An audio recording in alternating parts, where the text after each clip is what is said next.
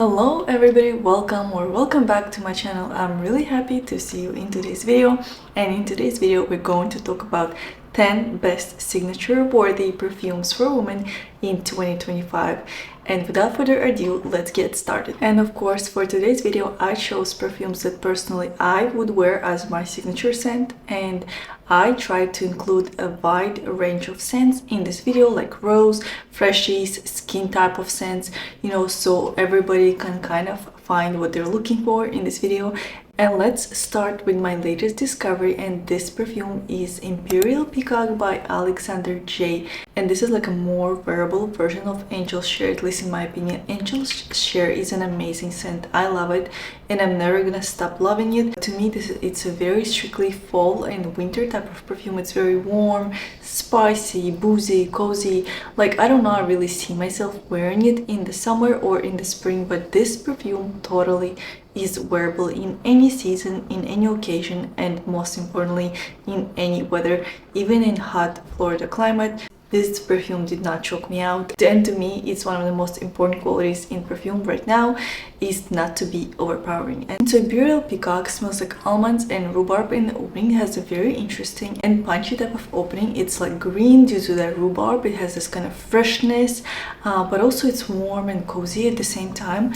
And then in the base, you get kind of like the signature DNA of Angel's Share. Like there's tonka, there's sugar, there's vanilla, all this kind of like sweet type of goodness that you get in Angel's Share, you get here as well.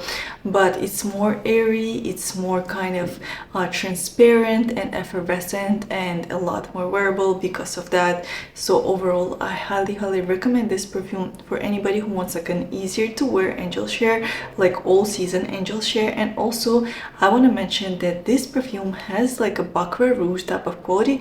If you have ever smelled Baccarat Rouge, then you know it smells slightly airy. It has like very airy, transparent quality about it. And to me, this is like a main attractive factor about Baccarat Rouge, and this perfume has the same kind of quality, which I just adore.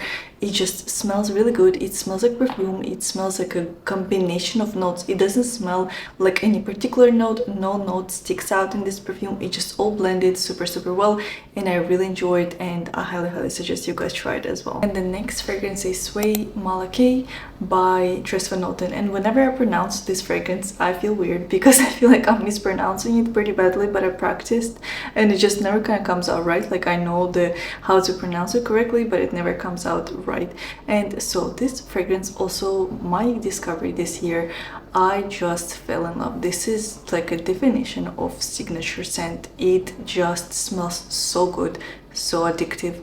In my opinion, also very crowd pleasing and easy type of scent to wear, but it's also extremely elevated and sophisticated as well.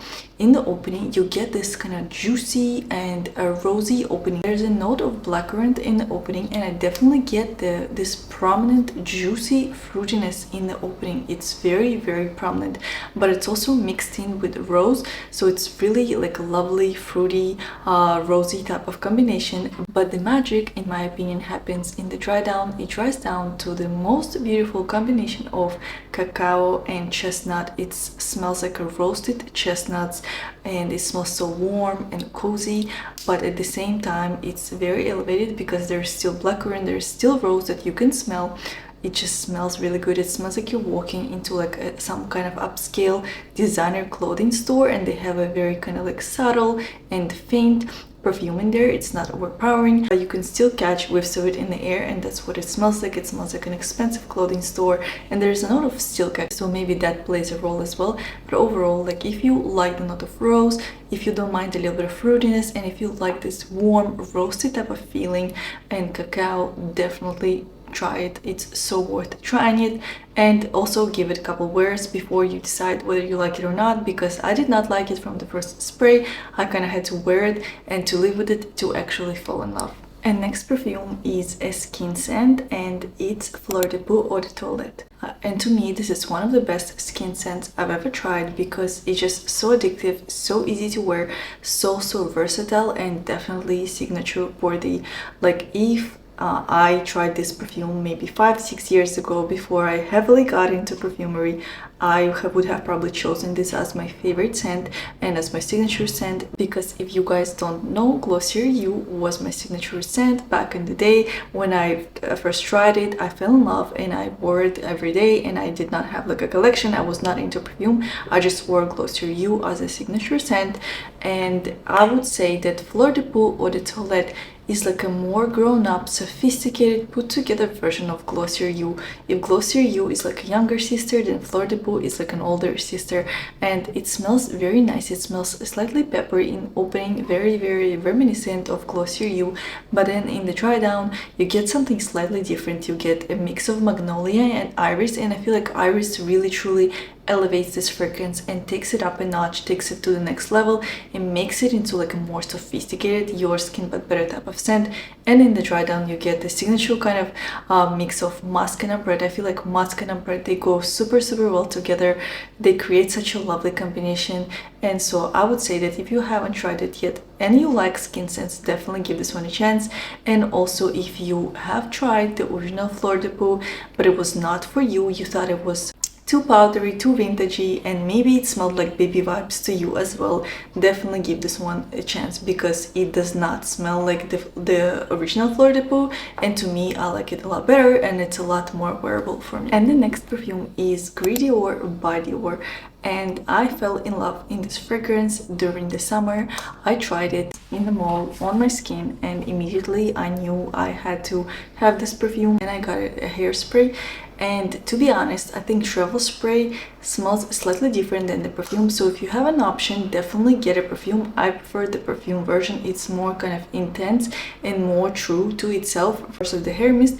Hair mist kind of smells lighter, I would say, but overall this is the best chypre type of fragrance I've ever tried. It smells so classy, so sophisticated. It smells very, very effortless, and it smells put together, and it kind of puts me into like work and get stuff done type of mood. It's very kind of put together type of scent, and so whenever I need to kind of get into this kind of mode, I definitely chose to wear it. And I would say that if you work in an office, this is an amazing scent. It's so inoffensive, it's so versatile, so I would say crowd pleasing, that you will not overpower anybody, and nobody will say that you smell too much or you smell like tacky or like unpleasant. I truly think that it's a very, very crowd pleasing type of fragrance. I would say that not everybody will want to have it as their signature scent, but like to smell from somebody else, I'm pretty sure everybody would like it. And so this fragrance is a chypre fragrance. Like I've said, it smells like rose, oak moss, there's a bit of patchouli, there's also amber, but I would say that rose and oak moss definitely are stars of the show, and patchouli are kind of playing somewhere there in the background. But overall, like rose, definitely it's first and foremost a rose perfume with woods and oak moss in the background, and it smells super, super nice. And if you have been wanting to get into chypre fragrances, I feel like this is a good entry level chypre fragrance, because it's just very, very easy to wear. And the next fragrance has a note that is loved by many and also hated by many, and it's a rose, and the fragrance is Impadia. I decided not to include any of the Delinas. I feel like everybody knows them at this point. There is literally no point of me discussing it. I also recommend Delinas as a signature scent, but today we're going to talk about Impadia. And I wear Impadia today as my fragrance of the day, and I love it. It just smells so, so good. In the opening, you get a mix of like bergamot and pear. It's very fresh, it's juicy, it's smooth, it's fruity. I just love it. And then you immediately get a blast of rose. Rose is the star of the show. It's the most prominent note of this fragrance, and it's surrounded by creamy, delicious vanilla and woods. And woods are also very smooth and creamy, and they just really tie this fragrance together and they make it super long lasting. There's a note of akigala wood that makes this fragrance very potent, and that also I feel like it's a controversial note. A lot of people love it, some people hate it, but personally I love this note. And I would suggest this fragrance to anybody who loves guidance, for anybody who loves Delina. Like, you just have to try it if you haven't yet, because it's just that good. And the next fragrance is also a floral fragrance, but it's a white floral fragrance, and it's Ave Maria by the House of Peau.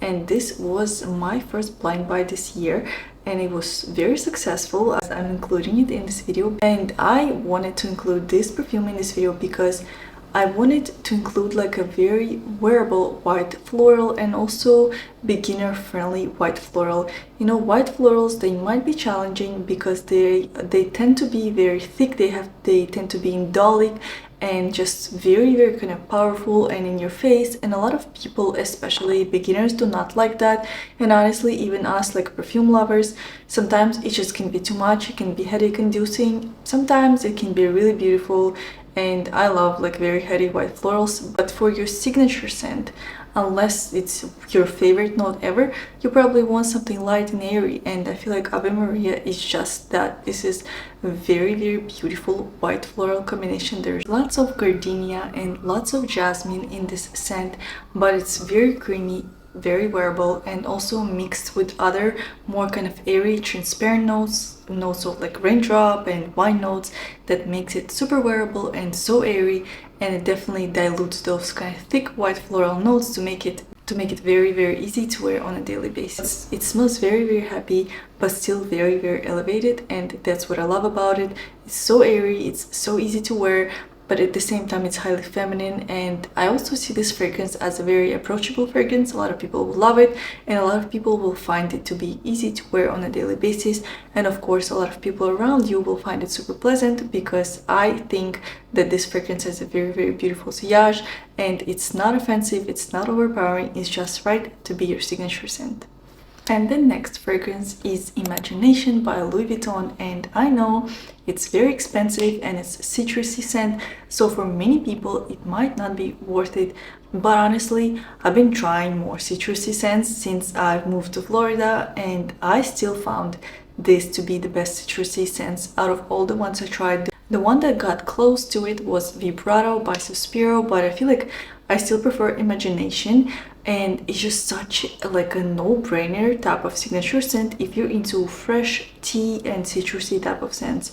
And it also has like Your Skin but better quality, but definitely still first and foremost it's like a citrusy and tea scent. And first in the opening you do get a bunch of citruses. You get orange, you get bergamot, and as it starts to dry down you also get ginger, and then I get a prominent note of tea, which is surprising because I was expecting it to be more citrusy, but tea is very prominent, and in my opinion makes it very interesting. It takes it from your typical like citrusy scent to a different direction and gives you something more unique and more interesting. There's also a note of ambroxan that makes it a little bit molecular as well, and it makes it a little bit similar to Glossier You, but again they're different, but kind of they just have slight similarities. I would say overall, like if you live in a hot humid climate, something like Florida, then I feel like this is definitely very good contender to be your signature scent. If you like the scent profile, you know, it's really worth trying, even though it's expensive. I heard this comparison, you know, Louis Vuitton fragrances are like an iPhone. They're very simple, but they're just very good, and I agree with that. They're very good, they're very high quality, very easy to like, very easy to wear, and Imagination is one of the best from them for sure.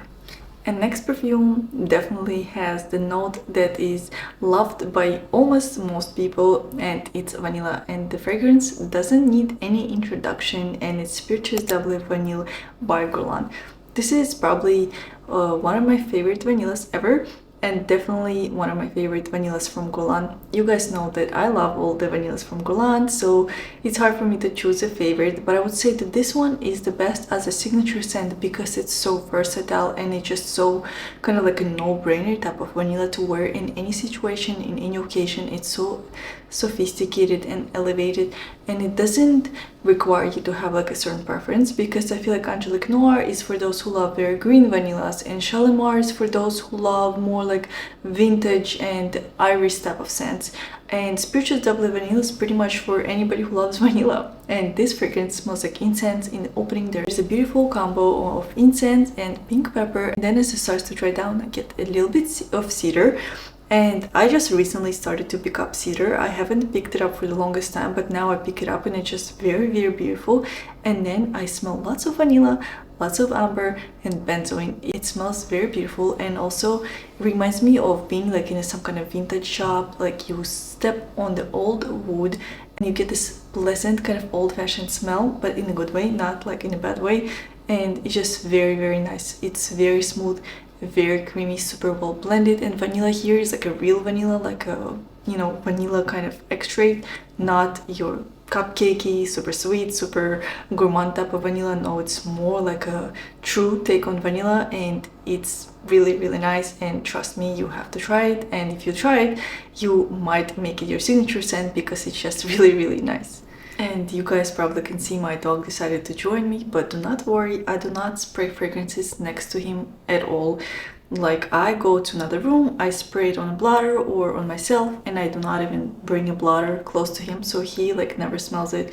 Maybe some from afar, because you know we live in an apartment, and I don't have like an extra room to film, but he never gets exposed to perfumes, so do not worry about that. The next perfume is another vanilla, and it's Dans Paris by Celine.